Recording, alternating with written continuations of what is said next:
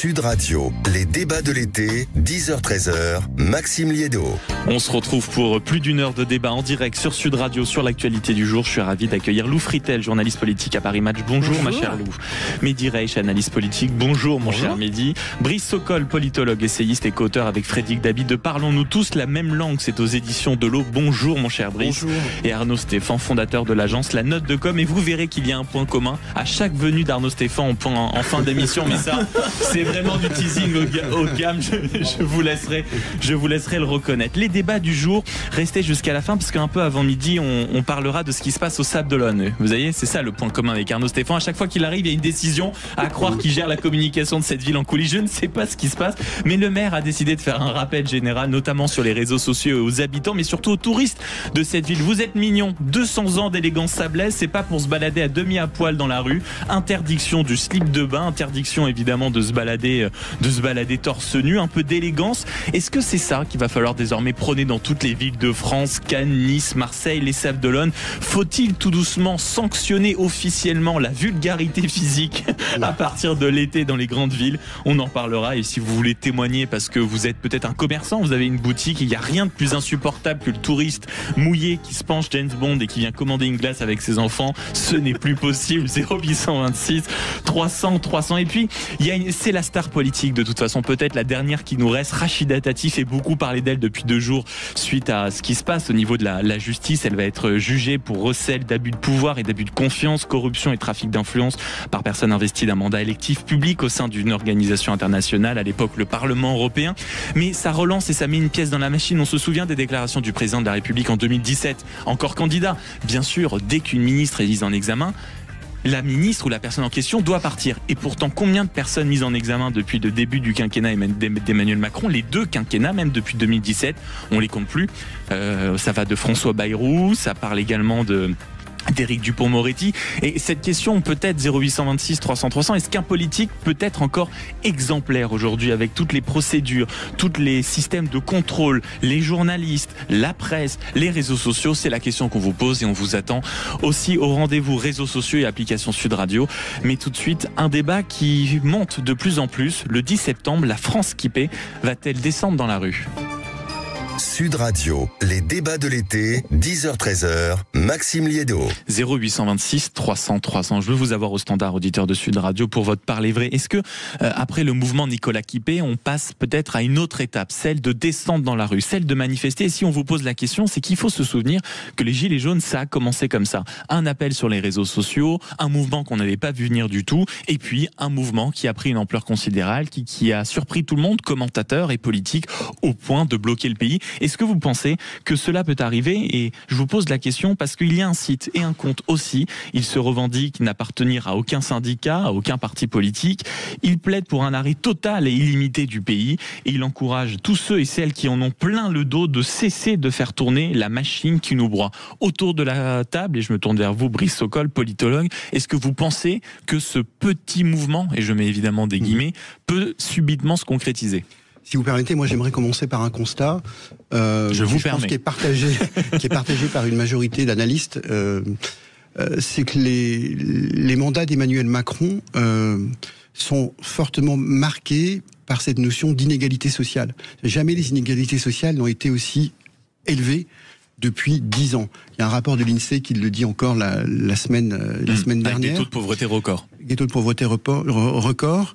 Il y a des impensés dans la politique d'Emmanuel Macron vis-à-vis des banlieues populaires, vis-à-vis de la ruralité, vis-à-vis des il y a 25% des Français qui bénéficient de la mondialisation, qui sont le socle électoral, qui était le socle électoral d'Emmanuel Macron.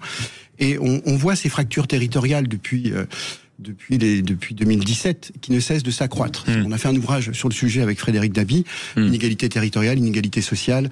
Parlons-nous tous la même langue, on le rappelle. En fait, voilà, on a misé toute la richesse de ce pays dans les métropoles. Mais ça, ça date d'avant Emmanuel Macron. Mais pourtant, je suis sûr que si vous posez, Brice Sokol, je vous coupe, si vous posez la question au président de la République, il vous dira, mais il y a eu des réformes, il y a eu des actes, il y a eu des réformes annoncées, il y a eu des lois votées. Oui, est-ce que le problème par rapport à ce que vous dites, c'est précisément que il y a eu des ruptures dans les éléments de langage parfois du président de la République République, que ce soit traverser la rue, que ce soit ceux qui ne sont rien. Est-ce que c'est pas ça plus qui pèse que l'effet politique réel? La politique, vous avez raison, la politique c'est de la symbolique. Et je pense que dans la manière dont il s'est exprimé à plusieurs reprises, ça a donné le sentiment de rupture.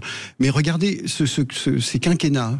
Vous vous souvenez de quoi? On se souvient des Gilets jaunes. Ah oui, ça on s'en souvient bien. On se souvient de la réforme des retraites, la manière dont à la fois la violence institutionnelle et la violence physique à l'égard des manifestants a été mise en œuvre.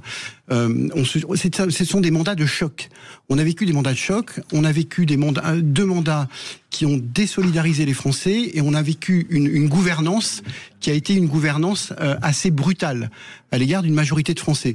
Donc tout ça, voilà, crée chez une majorité de Français aujourd'hui une défiance vis-à-vis de la politique nationale. Et c'est vrai que de choc en choc, aujourd'hui on est dans un choc budgétaire. Et je peux comprendre qu'il y a un certain nombre de Français qui se sentent aujourd'hui les oubliés des différentes politiques publiques mises en œuvre depuis plusieurs années dans ce pays. Lou Fritel, journaliste politique à Paris Match, est-ce que vous sentez quand même dans les politiques que vous voyez très régulièrement une inquiétude sur ce qui pourrait se passer et un retour des Gilets jaunes ?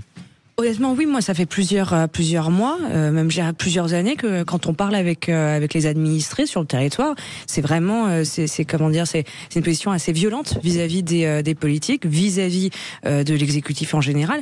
Et c'est ce qu'on disait tout à l'heure. Oui, il y a une grande augmentation des inégalités sous Emmanuel Macron, et il y a aussi une politique extrêmement violente, un discours extrêmement violent. Et ça, c'est vraiment le pognon de dingue. Oui, mais ça, c'est surtout, selon moi, en tout cas, énormément matérialisé à partir de 2022, quand vous n'avez pas de majorité à l'Assemblée nationale, et que vous utilisez un nombre toujours grandissant d'outils constitutionnels qu'on n'aurait pas imaginé utiliser de cette façon-là, de façon à pouvoir servir le pouvoir exécutif. C'est la brutalité. C'est la brutalité, surtout, c'est contre finalement l'expression populaire qui a pu s'exprimer au moment des législatives de 2022 ou de 2024, le refus aussi de l'utilisation, par exemple, du référendum. Pourtant, il aurait été question plusieurs fois. On se souvient de la déception grandissante après son émission sur TF1 où tout le monde avait dit, même ses conseillers partout dans la presse des jours avant, bien sûr, il annoncera sur des sujets phares. Il y a un principe avec Emmanuel Macron, c'est que quand il n'a pas prononcé le mot, ça n'existe pas. Vraiment. Et le deuxième principe est que quand on lui demande de le faire, il ne le fera pas. Il a une petite réticence à être anticipé dans ses c'est joliment dit. C'est joliment dit. Non mais vous regardez la façon dont il met un temps de dingue, pour reprendre un mot qu'il affectionne, pour nommer un Premier ministre. Il aime le coup de bluff, il aime le coup, c'est la politique du coup. Et en l'occurrence, aujourd'hui, les Français ont envie de quelque chose qui soit un peu plus linéaire. Arnaud Stéphan. Il y a plusieurs choses. Je partage ce qui a été dit par le camarade Sokol. Sur le camarade est en train de faire un mouvement de fond. Non, mais on est camarades ici sur un plateau, comme on était à l'école. Sur le déclassement, évidemment. Sur cette France des oubliés, celle de la ruralité, celle de la France périphérique qui a été si bien décrite, mais il y a eu quand même une accélération sur la métropolisation. On a cité il y a 2 semaines ici Pierre Vermeuren sur les ouvrages de Pierre Vermeuren, encore une fois, qui sont vraiment à lire, pas des gros ouvrages, mais ils sont vraiment coup de poing. Et j'attire l'attention sur ce qu'il a fait au débat Gallimard. Sur les limites justement de la métropolisation, c'est un très bon ouvrage.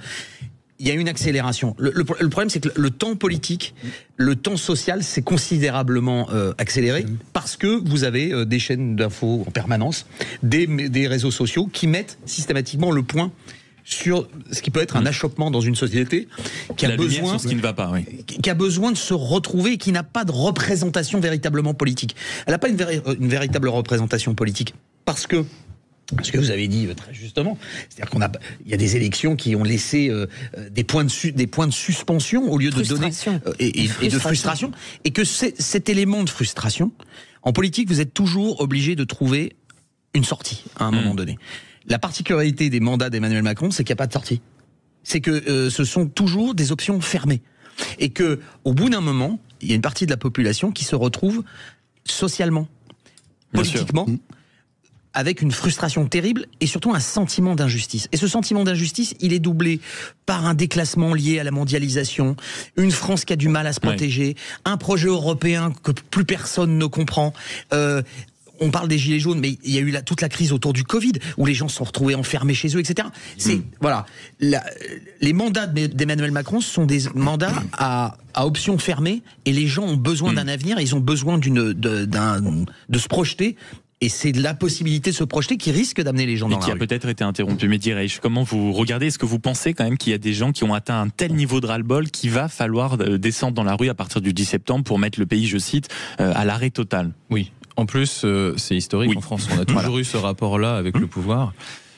Très rapidement, moi ce que je note, c'est que Emmanuel Macron, il a cristallisé toutes les rancœurs possibles et imaginables envers le pouvoir. Tout à l'heure, tu parlais d'inégalité sociale, Brice. Moi, j'estime que c'est plus une haine quasiment presque contre un système plus que contre une personne. Et il a peut-être incarné ce système. Il a incarné ce système. Il a voulu l'incarner. Il l'a personnifié. J'ai beaucoup parlé de ce sujet de l'hyper-présidentialisme, mais il a incarné peut-être plus que tout ce qu'est un hyper-président.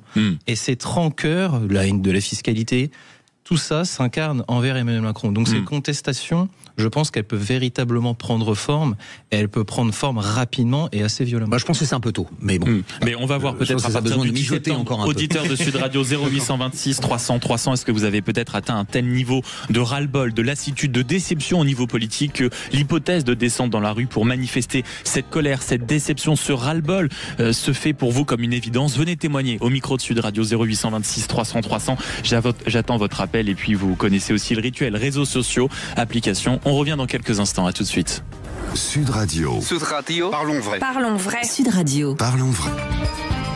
Sud Radio, les débats de l'été, 10h-13h, Maxime Liédo. Vous êtes toujours sur Sud Radio en compagnie des meilleurs pour décortiquer l'actualité du jour en toute modestie, bien sûr. Lou Fritel, journaliste politique à Paris Match, Mehdi Reich, analyste politique, Brice Sokol, politologue, essayiste et co-auteur avec Frédéric Dabi de Parlons-nous tous de la même langue aux éditions de l'Aube, et Arnaud Stéphan, fondateur de l'agence La Note de Com. Nous étions en train de nous poser la question, est-ce qu'il y a un tel ras-le-bol peut-être aujourd'hui, sans doute provoqué par Emmanuel Macron? C'est en tout cas ce que vous étiez en train d'analyser et d'expliquer autour de la table, mais au point peut-être de voir des Français débarquer dans la rue à nouveau comme les Gilets jaunes. Est-ce que vous ne pensez pas non plus, Arnaud Stéphan, je vous vois la mine boudeuse en réalité, ou perplexe, disons, dubitative. Et partons sur la mine dubitative. Quant au fait aussi peut-être que les Gilets jaunes ont créé un tel moment aussi de déception quant aux conséquences politiques qu'il y a eu, c'est-à-dire en réalité est-ce que la situation a changé depuis les Gilets jaunes? On est tous d'accord pour dire que non. On sait qu'il y a une base qui est susceptible de se mobiliser. Il se trouve que le ministre de l'Intérieur de l'époque, qui aujourd'hui fait du vêtement en fast fashion, et le président de la République et le Premier ministre de l'époque, Édouard Philippe, il faut quand même en rappeler, n'avaient pas hésité à utiliser des éléments répressifs extrêmement forts, y compris en utilisant des unités de police qui n'étaient pas normalement destinées au maintien de l'ordre. Il y a quand même ce souvenir dans la population d'une répression extrêmement forte. Je pense qu'il faut attendre encore un peu. Vous savez, le moment politique, c'est une fenêtre extrêmement courte. En vérité, c'est le moment, il est là, et il n'est pas juste après, il n'est pas juste avant. Je pense que septembre, c'est encore un peu tôt. Et en revanche, s'il devait se passer quelque chose, ça se passera évidemment avant l'élection présidentielle de 2027, parce qu'on ne tiendra pas dans cette situation politique, encore une fois, de blocage, où il n'y a aucune solution, et dans laquelle les Français n'arrivent même pas à se projeter. C'est ça la difficulté. Justement, est-ce que la situation de blocage est telle qu'il faut descendre dans la rue, peut-être pour faire comprendre au pouvoir politique que non, les vaches à lait ne sont pas toujours les mêmes, que Nicolas Quipé ne doit pas payer pour tout le monde? 0826 300 300. Bonjour Philippe. Oui, bonjour madame, bonjour messieurs. Merci beaucoup de nous appeler en direct sur Sud Radio. Vous, est-ce que vous faites partie potentiellement des Français qui vont descendre dans la rue le 10 septembre? Oui, c'est possible. Oui, c'est possible que j'aille dans la rue en septembre. Ouais. Parce que j'ai vraiment le sentiment que nos dirigeants ne veulent pas que ça change, quoi. Comme je disais à votre standardiste. Le camarade Manu. Oui, Manu. Le projet de Bérou, on est tous conscients qu'il faut faire des efforts, on est d'accord. Ouais. Mais déjà, aucun effort demandé à la classe politique, quoi. Je veux dire, si vous voulez que les gens vous suivent, il faut montrer l'exemple. Et vous avez l'impression que la classe politique ne montre pas l'exemple, Philippe? suis désolé. Aucun effort demandé aux anciens présidents, aux anciens premiers ministres. Je parle pas de leur sécurité, ça se discute pas, mais pour le reste. Mais les bureaux, les secrétaires, les voitures, les chauffeurs. Oui, tout ça. Donc, moi, personnellement, ça ne me convient pas. Après, qu'il faille faire des efforts, moi, je suis retraité. Comme supprimer 10%, pourquoi pas, à la limite, je veux dire, je travaille pas, donc les frais réels, j'en ai pas. Hein, on est d'accord. Mais je veux dire, il faut que tout le monde participe. Et eux, non, je suis désolé.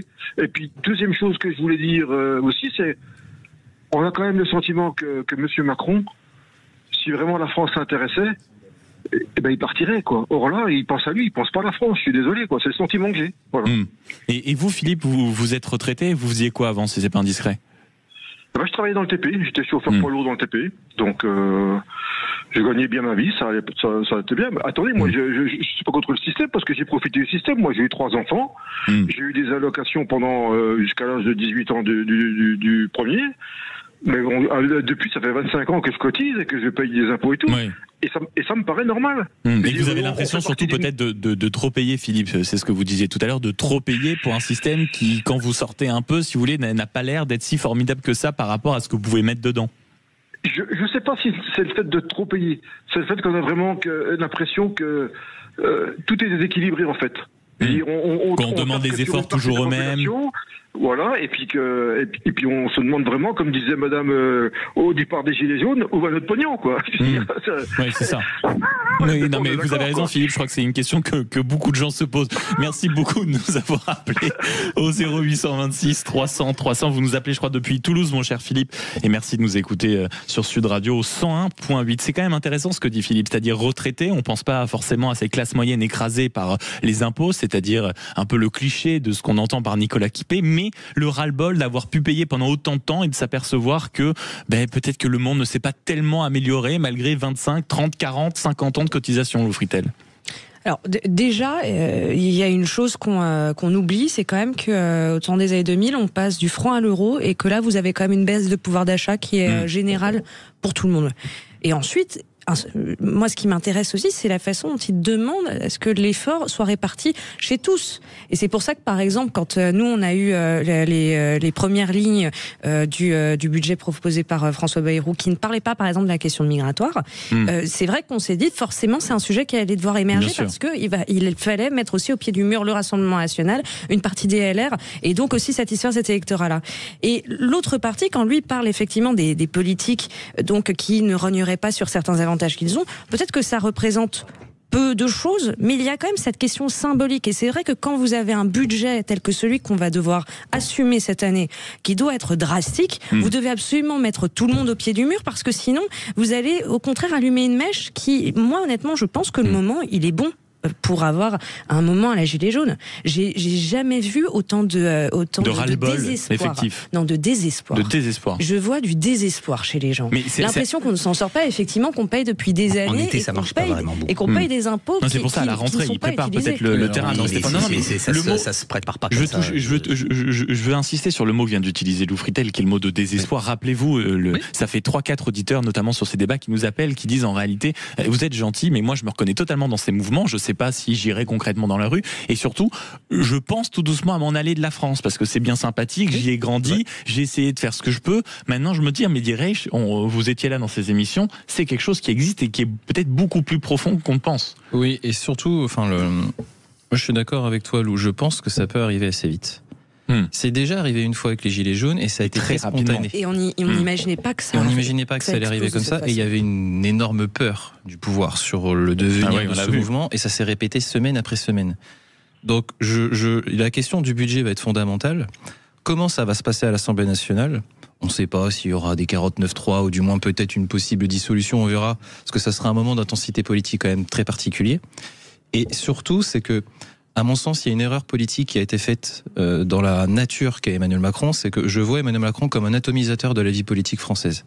Il y a une très vieille critique de la démocratie qu'Aristote faisait, c'était la critique aristotélicienne, c'était il est faux de penser que celui qui a le pouvoir, et c'est le terme latin, on dit seducere, séduire la foule, celui qui a le pouvoir, c'est celui qui séduit la foule. La foule n'a pas le pouvoir. Et je pense qu'Emmanuel Macron, il a dynamité ce qu'étaient les LR et ce qu'était le PS. Il a créé un énorme vide au centre qu'on pourrait appeler un populiste centriste. Voilà. Et finalement, c'est la fameuse politique du en même temps. Plus personne n'y comprend rien. Ça cristallise absolument tout. Et c'est là qu'on fait monter les populismes gauche comme droite. Et ce sujet-là va revenir sur la question du budget, à mon sens. Moi, je pense que c'est surtout l'insincérité totale des forces politiques que tu viens de citer, c'est-à-dire LR et le PS, qui ont eu le pouvoir pendant des années, chacun à leur tour, qui n'ont rien fait, et en plus ils se sont assis. Ils ont fait. Ils se sont assis par rapport aux gens qui avaient voté pour eux. Ils ont entraîné le pays. Et qui se sont assis sur les promesses qu'ils avaient fait, faisant monter encore une fois ce que disait Lou, c'est-à-dire la frustration. Mais encore la destruction du corps politique central par Emmanuel Macron, c'est juste. Mais c'était déjà engagé. 0826 303 chances justement sur ces Français qui en ont marre, qui en ont ras-le-bol, mais qui vont jusqu'au bout. Bonjour Louis. Bonjour. Merci beaucoup. Vous nous appelez depuis Amsterdam, c'est bien ça ?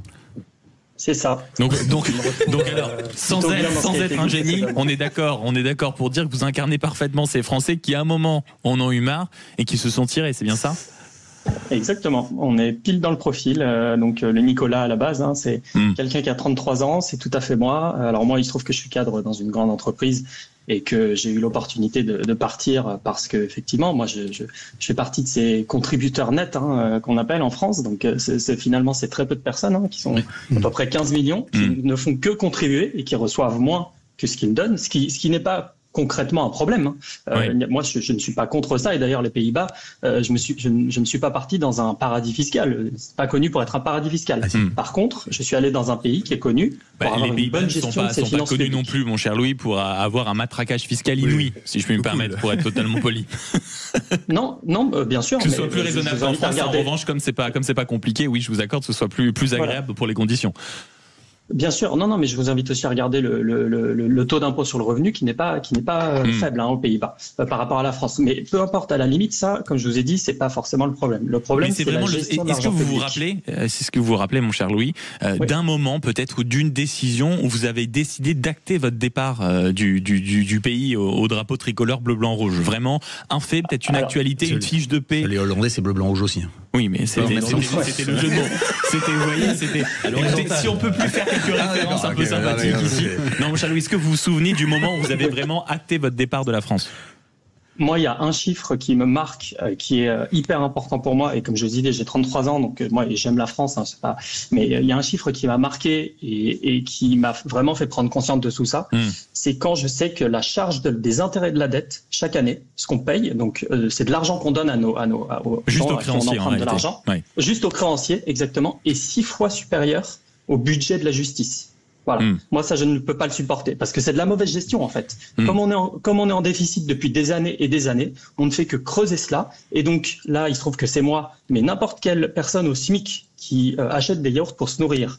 Il y a une partie de sa TVA, donc 6 fois plus grande, qui va être prise pour rembourser des intérêts de la dette par rapport au budget, un budget comme la justice. Et ça, je ne l'accepte pas. Mais ce que vous dites, Louis, c'est peu importe ce que vous payez, c'est la certitude que ça ne fera que combler le déficit. Donc vraiment l'impression de vider l'océan à un moment avec une cuillère. Merci beaucoup de nous avoir appelé sur Sud Radio, mon cher Louis. Donc profitez visiblement des Pays-Bas ou même jusqu'aux Pays-Bas, Sud Radio capte et ça c'est quand même merveilleux. Vive l'application et les progrès des réseaux sociaux. Brice Sokol, c'était intéressant quand même le témoignage de Louis parce qu'il est très concret et c'est une évidence que ce n'est pas le seul dans ce cas-là. Moi, ce n'est pas le seul. Moi, je suis très gêné par ces comportements. C'est-à-dire quand on est patriote, quand on aime la France, on assume de payer ses impôts et puis on vote. Si on n'est pas content, on vote. On a la chance de pouvoir voter, de pouvoir changer les choses dans ce pays. Oui, vous êtes politologue. Je peux très bien vous rappeler que la dernière fois qu'on a vraiment demandé l'avis aux Français, c'était en 2005 et on se souvient de la rupture que ça a causé. En fait, ceux qui partent, c'est ceux qui ont la possibilité de partir. Et pour la majorité d'entre nous, nous n'avons pas la possibilité de partir. Aller demander à un fraiseur qui travaille à l'usine de Michelin Clermont-Ferrand s'il a la possibilité de partir en Belgique, aux Pays-Bas ou je ne sais où. Non, je pense qu'il faut revenir à une réalité, je veux dire, entre guillemets, c'est une tautologie, mais plus concrète. C'est-à-dire qu'aujourd'hui, il y a une défiance des Français à l'égard de la politique nationale, qui est légitime. Oui. Et en fait, vous posez la question tout à l'heure, est-ce que ça va bouger en septembre ? Quand vous regardez l'histoire de France, les grandes révolutions, les grands mouvements sociaux se font quand tout va bien et quand vous avez une partie des représentants des Français, qui considèrent on est en pleine croissance, mais qu'ils ne profitent pas des fruits de cette croissance. C'est-à-dire qu'il y a une notion d'inégalité, d'injustice. Quand on est tous dans le même bateau, et qu'on est sur un budget d'austérité, qu'on est dans une situation extrêmement compliquée, c'est pas là où les mouvements sociaux explosent. Et je tiens aussi à vous souligner qu'on est à 6 mois des élections municipales. Oui, ça c'est sûr, et que personne n'a bougé. Et il y a encore cette soupape de sécurité que sont les élections municipales. Et les gens vont aller voter aux élections municipales. Même si vous savez mieux que moi que les élections municipales, comme les européennes, c'est encore d'autres... Et surtout, c'est pas un moment de catharsis, les municipales. C'est vraiment très limité. Et ça favorise beaucoup plus les partis traditionnels. Ça sera un autre débat, mesdames, messieurs, qu'on aura une autre fois. 10 septembre, la France qui paie va-t-elle manifester sa colère dans la rue? Oui, à plus de 76% des auditeurs ici sur Sud Radio. Pourquoi le 10 septembre en réalité, nous dit John, ça fait un bail que la France aurait dû se réveiller. Au lieu de la boquer, il faut aller certainement chercher les responsables politiques. C'est eux quand même qui sont responsables du chaos ambiant, et ce sont souvent les élections qui permettent de faire un véritable changement. 0826 300 300 pour continuer à participer à la conversation. Et dans un instant, ce débat, Rachida Dati, la star politique qui est actuellement au milieu des débats, bien sûr politiques, mais aussi au beau milieu d'un combat judiciaire. Un politique, dans cette époque, notamment en France, peut-il encore être exemplaire? Parce que c'est certainement pas la première ministre qui est mise en examen depuis qu'Emmanuel Macron est président de la République. Alors là aussi, je veux votre avis, votre opinion. 0826 300 300. Vous rejoignez la table des débatteurs. Vous êtes bien sur Sud Radio. À tout de suite. Sud Radio. Sud Radio. Parlons vrai. Parlons vrai. Sud Radio. Parlons vrai. Sud Radio, les débats de l'été, 10h-13h, Maxime Liédo. Deuxième sujet de débat où l'ambiance est très bonne, beaucoup mieux que les autres émissions. Celui qui veut absolument créer un conflit dans la radio, toujours en compagnie de Lou Fritel, de Mehdi Reich, de Brice Sokol, d'Arnaud Stéphane pour ce deuxième débat qui se pose parce que Rachida Dati est au cœur de l'actualité en grande partie à cause des revirements qui existent dans l'affaire Renault-Nissan dont elle est au cœur de la machine. Elle sera jugée pour recel d'abus de pouvoir et d'abus de confiance, corruption et trafic d'influence par personne investie d'un mandat électif public au sein d'une organisation internationale. Naturellement, ses avocats ont fait appel de cette décision. Il se pose quand même une question. On se rappelle des propos d'Emmanuel Macron qu'on réécoutera parce que déjà ils sont savoureux et qui étaient peut-être le signe d'une certaine prétention politique de dire qu'il était grand temps de faire table rase sur tous ceux qui magouillaient. Et quand on regarde la liste des personnalités mises en examen depuis qu'Emmanuel Macron est au pouvoir, ça existe. Gérald Darmanin, Édouard Philippe, Olivier Véran, Agnès Buzyn, d'ailleurs tout cela ont été totalement blanchis. Mais ça pose une question, est-ce qu'aujourd'hui les politiques peuvent encore être exemplaires? Quand on voit le monde médiatique, sur le monde politique, toujours prompt à balancer des boules puantes ici et là, le système de contrôle dont ils sont tous en réalité, auquel ils sont soumis, est-ce qu'on peut encore réussir à être exemplaire? Arnaud Stéphane, vous qui les fréquentez un peu comme Lou Friedel, est-ce que vous voyez quand même des politiques capables d'être exemplaires aujourd'hui, ou de toute façon sur une note de frais, sur un petit truc, ils seront toujours topés? L'affaire Rachida Dati, c'est la queue de comète d'une génération politique qui est en train de disparaître, de gens qui pendant très longtemps se sont crus tout permis. Qui mélangeaient les genres, les grands business, les contrats internationaux, et les mandats politiques, les postes de ministre, et un coup je suis au Tadjikistan, et un coup je suis au machin, et un coup je vends des voitures en Vietnam, etc. Et puis le lendemain je suis ministre de n'importe quoi. Bon, elle vous répondra que c'était ses missions d'avocat et qu'elle en avait totalement le droit. Oui, bien sûr. Mais la question, c'est le mélange systématique des genres. On parlait tout à l'heure des gens qui demandent aux politiques de faire des efforts. Un des efforts premiers qu'on peut demander aux politiques, c'est de se comporter normalement, et c'est justement d'éviter ce mélange des genres. Parce que vous créez un doute, et quand vous créez un doute, vous ouvrez la porte à tout et n'importe quoi. Avec une telle justice, et regardez, moi j'adore, on est en train de se placer. Parce que non, mais regardez, parfois, quand la justice met en examen, on a tendance, franchement, à sacrifier la personne mise en examen. On a bien vu dans les cas, que ce soit Darmanin, que ce soit Buzyn, que ce soit Philippe, ils ont été totalement blanchis. Est-ce qu'aujourd'hui, mais Fillon, il n'a pas été blanchi. Non, mais d'accord. Oui, d'accord. Non, mais il était candidat à l'élection présidentielle. Éric Dupond-Moretti blanchi, Gérald Darmanin blanchi. C'était pas des affaires qui étaient pas absolument pas de la même nature. D'accord, mais c'était quand même des ministres mis en examen. Oui, donc, mais c'était pas pour des questions financières. C'est toujours quelque chose d'assez particulier. Et surtout, il y a deux choses. Déjà, il y a la partie, effectivement, quand Emmanuel Macron arrive au pouvoir en 2017, vous avez derrière le mouvement MeToo, qui fait que on arrive dans une fuite en avant où, par nécessité, on considère qu'une personne accusée est forcément coupable, et quel que soit le secteur. Après, ce n'est pas que les affaires sexuelles. Donc Emmanuel Macron par contre-pied, au contraire, dit bah non, moi je vais pas virer un de mes ministres sous prétexte qu'il y a des accusations, parce que ce serait se prendre pour la justice. Et d'autre part, avant, on avait des politiques qui n'étaient absolument pas irréprochables, mais la grande différence, et c'est la queue de comète dont vous parlez, c'est que c'était des hommes et des femmes politiques qui, pour la grande majorité, avaient été résistants ou avaient connu la guerre, et qui avaient l'idée, le sens de l'État un peu chevillé au corps, et qui effectivement pouvaient mal se comporter, mais parfois aussi au nom du sens de l'État, et surtout, finalement, le mauvais côté était insuffisant par rapport à ce qu'ils avaient pu apporter. Quand vous avez la génération de Nicolas Sarkozy, ce sont des gens qui ont hérité de ses méthodes, mais pas de l'histoire. Et donc vous vous retrouvez avec cette queue de comète qui devient insupportable pour les Français, parce qu'il n'y a même pas d'admiration pour ceux qui commettent ce genre d'actes. Bonjour Frédéric. Bonjour. 0826 300 300 pour réagir avec nous et participer au débat sur Sud Radio. Est-ce qu'un politique peut encore être exemplaire dans l'époque, Frédéric? Qu'est-ce que vous dites? Pour moi, la réponse est simple. Le politique a une obligation d'exemplarité. Parce que le politique, quel qu'il soit, député, sénateur, ministre ou maire, dès lors qu'il est élu, le jour même de son élection, n'est plus un citoyen comme les autres, parce qu'il est un citoyen que tout le monde va regarder, il est un citoyen que tout le monde va écouter, qui est celui qui va prendre les décisions au nom du peuple. À partir de là, il a une obligation d'être totalement exemplaire.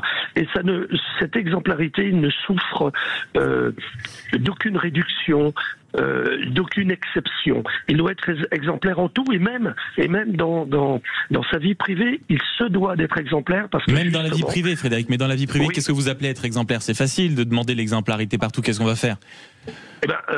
Un homme. Ça veut dire quoi être exemplaire dans la vie privée? Ça veut dire quoi? Être marié, avoir 2 enfants? Qu'est-ce que ça veut dire? D'éviter de larguer sa nana par SMS quand on est président de la République, par exemple. Vous voyez ce que je veux dire? Ah bon, pourquoi président? Non, pardon, ça c'est pas possible de demander l'exemplarité dans la vie privée des politiques. Non, Frédéric? Si, l'exemplarité dans la vie privée, c'est ne pas faire ce que les Français n'accepteraient pas de faire eux-mêmes. Quoi?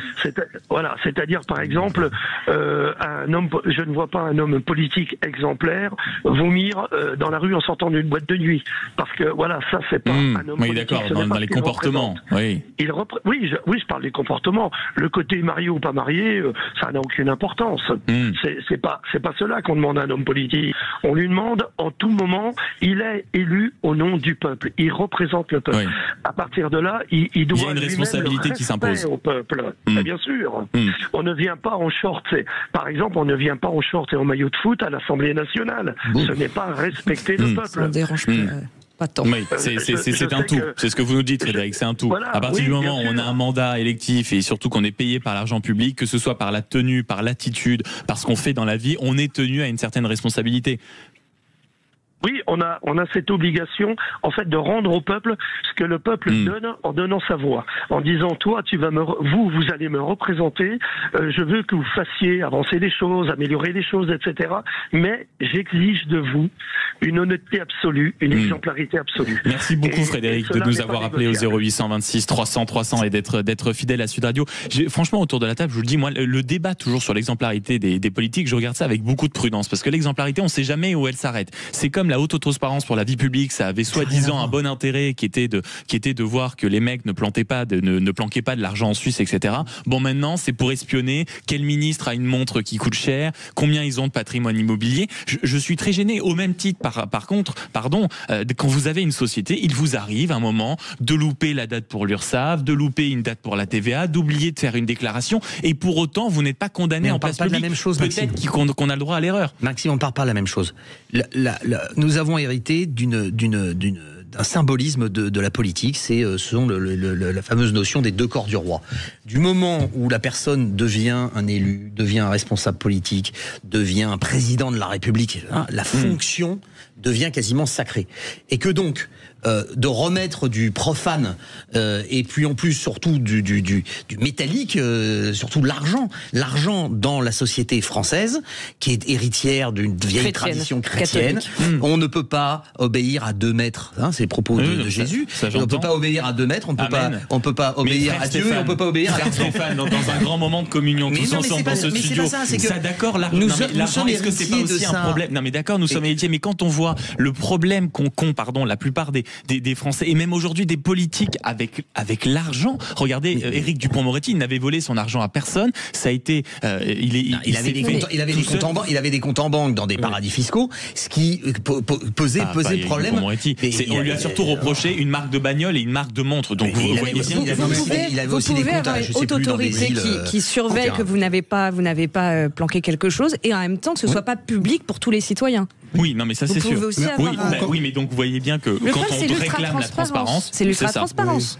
En revanche, jusqu'à des régulations, bon. Ouais, encore une fois, tout ça est très représentatif de ce qu'est la France et on passe de rien à tout. Exactement. Voilà, on prend la loi Sapin 2, on fait une haute autorité. Aujourd'hui, quand vous êtes élu, le PNF, on passe de rien à tout. Nous sommes un pays d'excès. Voilà. Et donc ça c'est à souligner. Deuxièmement, le populisme moral. Moi, je suis comme toi, je m'en méfie. Voilà, parce que quelqu'un qui est mis en examen est présumé innocent. C'est quand même une règle de droit. Il ne faut pas l'oublier.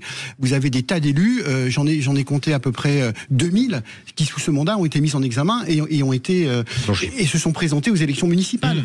Voilà. Et après il y a une poursuite du jugement. Donc attention à ce populisme facile. Vous dites populisme facile sur ça. Populisme moral. Regardez, vous prenez des grands hommes politiques. Vous prenez Winston Churchill.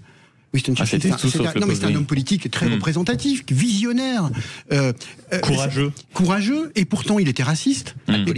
Maîtresse. Il avait des défauts. Mais il avait des histoires de thunes, surtout. Il avait des histoires d'argent. Il avait un rapport, au racisme très particulier, etc., etc. Ça a été un grand homme politique. Donc attention. Il avait de la chance aussi que sa mère ait été la maîtresse du roi d'Angleterre. Puisqu'on a décidé de remonter jusqu'à Churchill et Pasqua, mesdames, messieurs, on va poursuivre la conversation. Et vous aussi, Brice Sokol a utilisé le mot d'excès. Est-ce que c'est excessif aujourd'hui de demander à ce que peut-être les politiques soient plus blancs que blancs? Vous connaissez le numéro 0826 300 300, application, réseaux sociaux Sud Radio. On revient dans quelques instants. À tout de suite. Sud Radio. Parlons vrai. Sud Radio. Parlons vrai. Sud Radio, les débats de l'été, 10h-13h, Maxime Liédo. C'est un débat décidément qui continue à faire parler ici sur Sud Radio. Ce débat, on part évidemment de l'exemple Rachida Dati, mais ils sont tellement nombreux. François Bayrou, aujourd'hui Premier ministre, rappelez-vous, mis en examen, demandé de partir par Emmanuel Macron parce que c'était la fameuse règle. J'aimerais quand même qu'on prenne le temps de réécouter peut-être le président de la République qui, lorsqu'il était candidat en 2017, garantissait la règle de mise en examen sortie du gouvernement, voir l'évolution aujourd'hui et qu'on poursuive le débat sur la difficulté aujourd'hui d'être un politique et d'être mis en examen. C'était le candidat Emmanuel Macron. Votre conception des choses, si vous étiez mis en examen, est-ce que vous renonceriez à être candidat? Oui, de la même façon que dans le principe, un ministre doit quitter le gouvernement lorsqu'il est mis en examen. Vous savez, devenir président de la République, c'est être le garant des institutions dans notre Constitution. Ça veut dire être celui, au-delà de l'action qu'il a à mener, de ce qu'il a à dire, qui garantit la dignité de notre vie publique et le bon fonctionnement de nos institutions. Pensez-vous que c'est possible lorsqu'on a soi-même des démêlés qui préexistaient? Je ne crois pas. Vous voyez, je ne crois pas, et le politique est le garant des institutions, mais regardez le Premier ministre autour de la table, c'est vrai qu'il est aujourd'hui en poste, il avait été sommé de partir par Emmanuel Macron, il a d'ailleurs été relaxé. De la Défense aussi, et qui en est morte de cette mise en examen. Elle est morte quelques semaines dans l'affaire des collaborateurs au Parlement européen. Plus tard, ça a éteint les poursuites contre elle, et c'est peut-être aussi que psychologiquement ça a pu faire évoluer Emmanuel Macron. Ouais, il y a beaucoup de choses à dire sur ce sujet, mais moi il y a 2 points que je vais mettre en avant. Le premier, c'est qu'on a fait rentrer la société du spectacle dans le politique. Exactement. Et ce qu'on observe aujourd'hui, c'est ce phénomène. Donc, et là, on tombe sur le deuxième point qui, pour moi, découle directement du premier, c'est que dans la tête du Français, et je pense qu'on a tous ce sujet-là en tête, c'est que la politique, c'est sale. Et quand on veut quelqu'un qui incarne le pouvoir, on veut pas quelqu'un qui est forcément honnête, on veut pas d'un béni oui-oui, de quelqu'un de naïf, de gentil. On veut quelqu'un qui met l'expression, les mains dans la merde. C'est ce qu'on souhaite. Parce qu'on veut avoir quelqu'un qui nous protège, quelque part, et qui est un requin parmi les requins. Et ce phénomène-là, quand on moralise la vie politique, bien sûr, ça crée une tension inévitable, inérable dans la société. Et à mon sens, c'est ce qu'on voit aujourd'hui. Et j'ai du mal à statuer et puis sur ça. Il y a un autre truc, Mehdi, et on a souvent discuté de ça, c'est qu'on a remplacé une classe politique de gens qui faisaient de la politique par des crânes d'œufs sortis de la haute administration ou de la petite administration maintenant en plus. On a chuté de niveau en plus, et qui sont des gens qui ont un sens politique d'à peu près une borne incendie. Et que donc ils arrivent, ils se retrouvent maires ou ils ont un mandat politique et ils savent pas du tout de quoi ils parlent. Ils n'ont pas de colonne vertébrale idéologique ou d'expérience politique. Regardez le nombre d'élus aujourd'hui qui n'ont jamais dirigé une section, jamais dirigé une fédération, jamais dirigé tout court. Non, mais c'est ça aussi qui est Emmanuel Macron n'a jamais été élu avant de devenir président de la République. Et c'est vrai qu'aujourd'hui, vous avez très peu de gens, très peu de jeunes notamment, qui veulent rentrer en politique parce que c'est mal payé. Il y a de l'ultra-transparence. Vous êtes poursuivis sur les réseaux sociaux, ça crée de la violence. Il y a aussi un problème inhérent aux partis politiques depuis très longtemps. C'est structurel, ils ne forment plus. Les partis politiques ne forment plus. La France Insoumise, ils forment. Maintenant, ils ont créé l'Institut Labo aussi. Ils ont compris qu'il fallait créer un think tank pour investir dedans, donc créer une classe politique dans 10 ou 15 ans. Ils savent très bien comment ça fonctionne. Il n'y a que la Boétie qui fonctionne. Et c'est aussi dû à une chose en particulier, c'est que effectivement, les partis politiques et notamment les jeunes, les mouvements jeunes, permettaient d'organiser des soirées, d'organiser des sortes de colonies de vacances, etc. Ils avaient une expérience. Et tout ça, ça se faisait comment? Vous vendiez un briquet sur la plage, vous receviez 1 euro en échange, vous le déclariez pas complètement, ça permettait de payer ensuite la petite soirée que vous alliez organiser entre vous. Aujourd'hui, il y a une telle administration. Mais surtout, il y a une méfiance des mouvements jeunes. Ils ont très peur des mouvements jeunes aujourd'hui. Mais ce que dit Louis-Friedel est très juste, et c'est ce qu'on disait juste pendant la pub, tous ensemble. Regardez le nombre de fois où le maire de votre village, à l'occasion, quand il supervisait une sortie scolaire, peut-être un parent, c'est ce que disait Arnaud Stéphane, il vous manquait 10 euros pour que le gosse monte dans le bus à l'occasion d'une sortie scolaire ou dans le centre de loisirs. Vous inquiétez pas, on s'en occupe, c'était de la confiance. Aujourd'hui, cette relation de confiance, mais même regardez les chefs d'entreprise. Le Valois, je défie les chefs d'entreprise, même si vous étiez en retard de facturation, aujourd'hui vous montez plus dans le bus. C'est ça, et je défie les chefs d'entreprise qui nous écoutent de nous dire qu'il n'y en a pas un qui s'est pas un jour arrangé avec l'administration, avec un salarié, avec un complément en liquide, avec une embauche un peu sur le truc, parce qu'en fait c'est au bout d'un moment la vie, les règles sont faites un peu non pas pour être enfreintes, évidemment l'idée n'est pas d'encourager les gens à enfreindre les règles, mais parfois elles sont tellement contraignantes, surtout en France. Vous ne réussissez pas dans le monde de l'entreprise si à un moment vous ne marchez pas sur la ligne. Et je me souviens d'un grand avocat qui défendait justement les grands patrons et les politiques, qui me dit à un certain niveau, peut-être de pression, d'envie, d'ambition, si vous ne franchissez pas la ligne jaune, à un moment vous avez peut-être le pied dessus. Brice Sokol. Et c'est ça, parfois, on a la sensation que les politiques... Je partage complètement ton analyse. Je rajouterai le fait que depuis 30 ans, la politique se réduit au budget.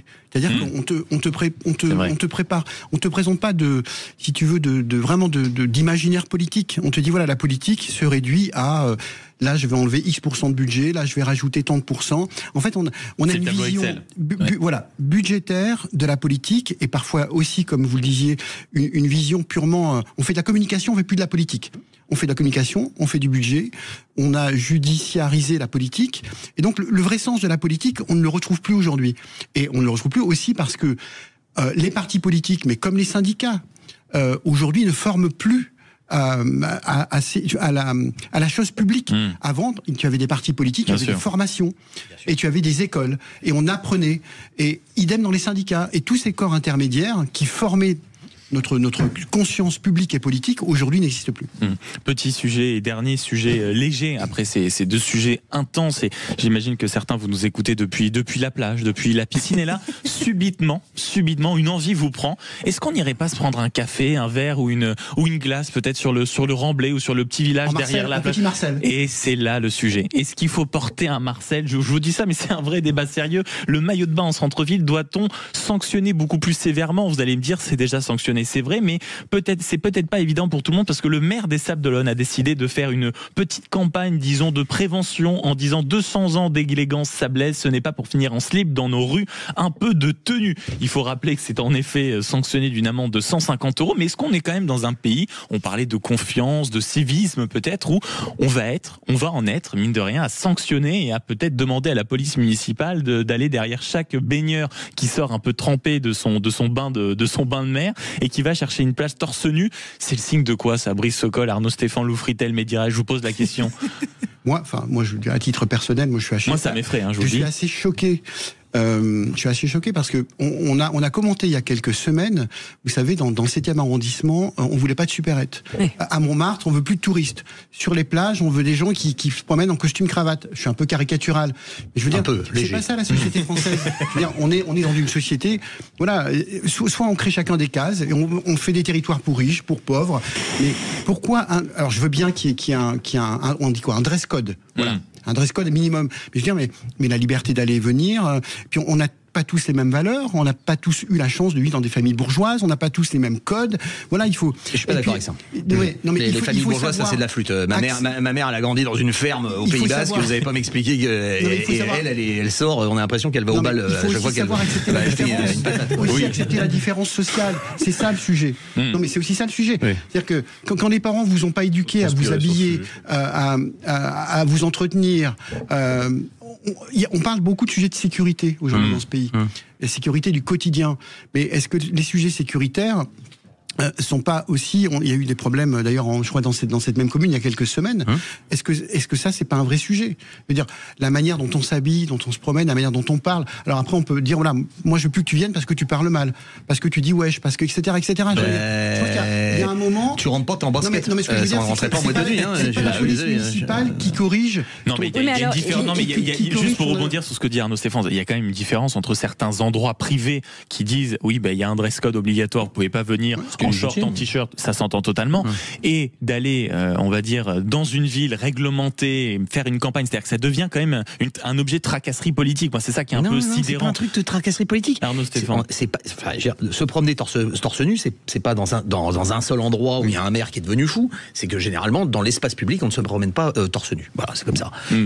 Deuxièmement, je suis désolé, il y a des règles communes de respect des uns et des autres. Dans ce cas-là, c'est sans fin.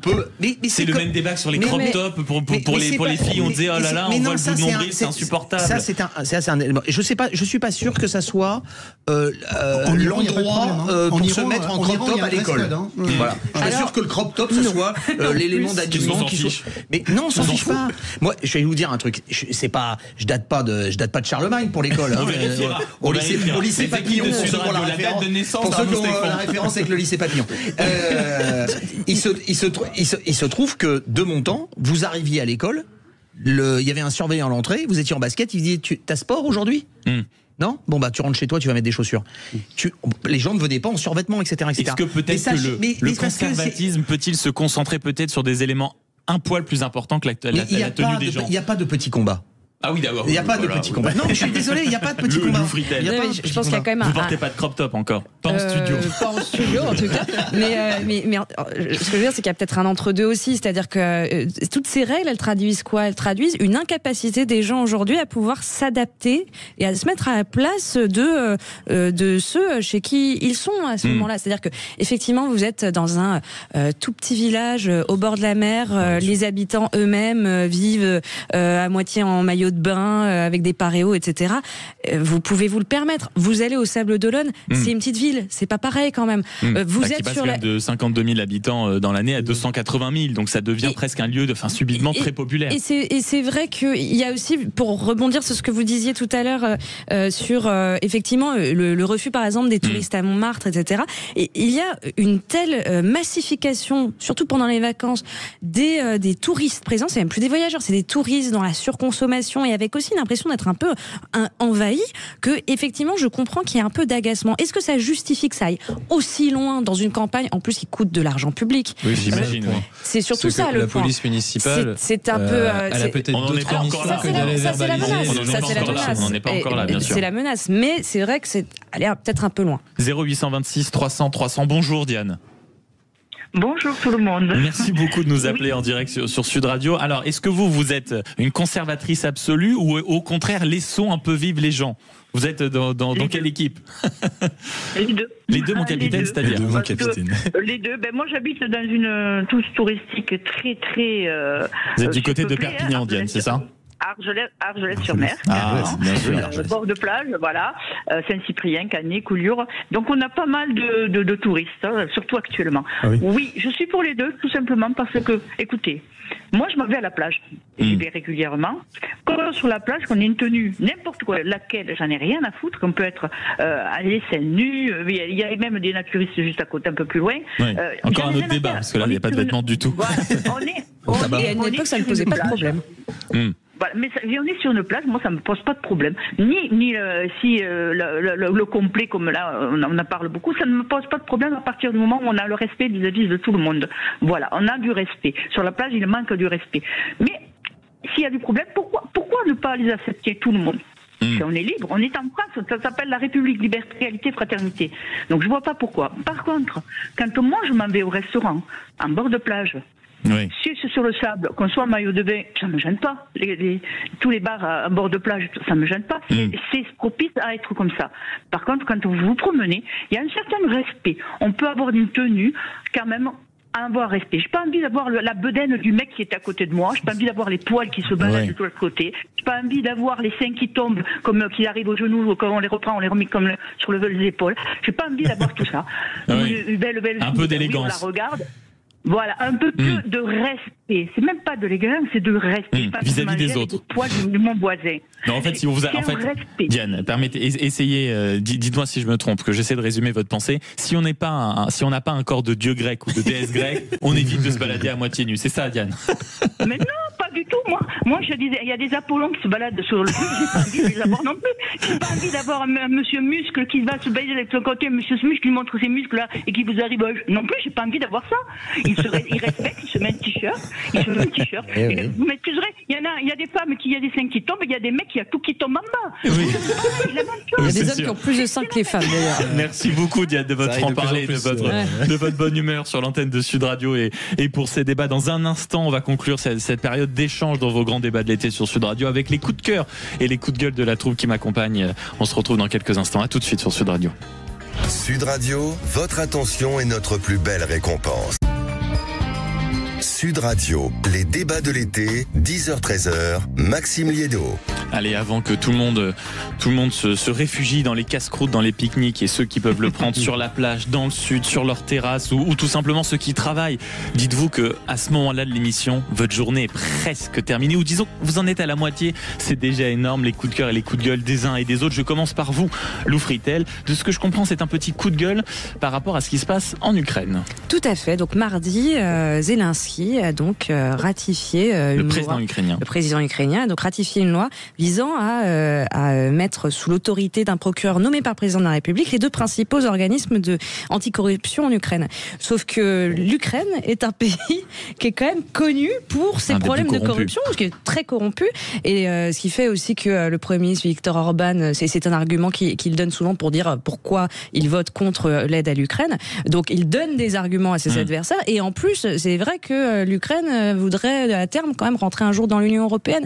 Donc ce ne sont que de mauvais signaux et qui donnent des arguments aux pro-Poutine, pro-russes et à ceux qui voudraient voir la guerre finir ainsi. Donc l'Ukraine qui décide donc on va dire de ne pas accélérer, pourtant ce qui lui est aussi demandé de la part de l'Union européenne, c'est-à-dire que les doutes récents et ça ressemble beaucoup aussi à tout ce qui s'est fait, que ce soit en Roumanie, en Hongrie, en Israël, sur les questions d'atteinte à l'état de droit.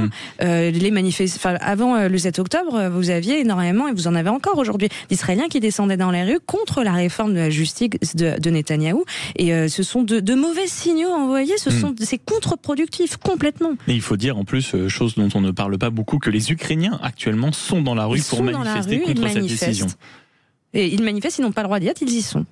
Mais dirais-je, coup de gueule, vous, sur la situation d'Alexander Pupiansky, si je le prononce bien cette fois-ci, contrairement à Virenque, qui a gagné à juste titre 2 fois devant la justice européenne. Oui, mais il y a un mais.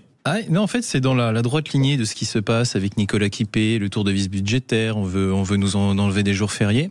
Mais il faut savoir qu'au niveau européen, donc Alexander Pupiansky, donc qui est fils d'un oligarque russe, a été sanctionné 2 fois par la justice européenne, et la justice européenne a perdu 2 fois face à lui. Dire que on est en train de faire tout un procès politique à cet individu parce qu'il est fils d'eux, et au final, il a perdu. Enfin, l'Union européenne a perdu 2 fois, la justice européenne a perdu 2 fois contre lui, et donc il va attaquer l'Union européenne. On va devoir payer 20 millions d'euros de dommages et intérêts. 20 millions d'euros. Voilà, ça peut monter jusqu'à 20 millions d'euros de dommages et intérêts. Ça a été relayé par Le Figaro. Et donc, qui va payer la note à la fin ? C'est le contribuable européen. Donc c'est nous. Donc on passe d'une justice, d'un calendrier politique quand même de la justice européenne qui veut se faire finalement quelqu'un comme Alexander Pupiński parce qu'il est fils d'eux. Donc c'est un sujet qui est important à mon sens parce que ça veut dire que c'est le contribuable européen qui va devoir payer les errements politiques d'une justice européenne qui se veut politique, qui passe finalement d'une justice politique à plus une justice de la responsabilité individuelle. Donc il faut absolument mettre ce sujet sur la table. Donc Alexander Pupiński. Donc je tiens à signaler ce sujet. Parfait, merci beaucoup mon cher Mehdi Reich. Brice Sokol, vous un coup de cœur, ceux peut-être qui sont dans le coin ou qui sont actuellement sur le territoire vont pouvoir profiter d'un petit festival de jazz.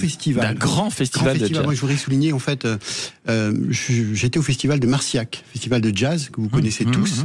Moi j'ai trouvé ça extraordinaire, c'est la première fois où j'y allais, et avec un maire d'une commune de 1400 habitants qui a réussi, il a commencé en 1978, dans ce territoire rural, dans cette petite commune, à créer un festival international de jazz. Et au-delà de créer ce festival international de jazz, il a créé une école de musique, il a sauvé son collège, il a transformé une ancienne caserne en hôtel.